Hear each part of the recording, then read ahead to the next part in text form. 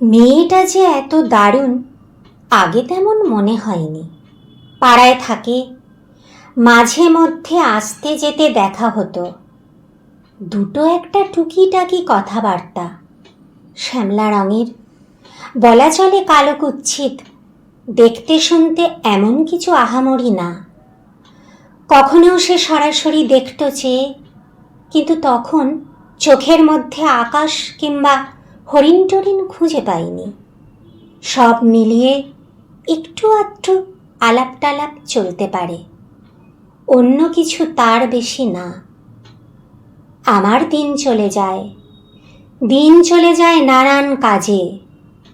ক্রমে ক্রমে একা হচ্ছি, অনেক ভিড়ের মধ্যে একা। বেশ কিছুদিন আসতে যেতে দেখা হয় না, ভুলেই গেছি একটা মেয়ে প্রতিবেশী, সেই মেয়েটা আছে কি নেই। দিন চলে যায়, বর্ষা গেছে, শীত গিয়েছে, বসন্ত শেষ। বিকেলবেলা ঝিলের ধারে আগুন রাঙা কৃষ্ণচূড়া, এত আগুন, হঠাৎ ভীষণ ভালো লাগছে। বুকের মধ্যে একটু একটু রবি ঠাকুর নড়ে উঠছে। আমাদের এই গ্রামের নামটি খঞ্জনা, আমাদের এই নদীর নামটি অঞ্জনা।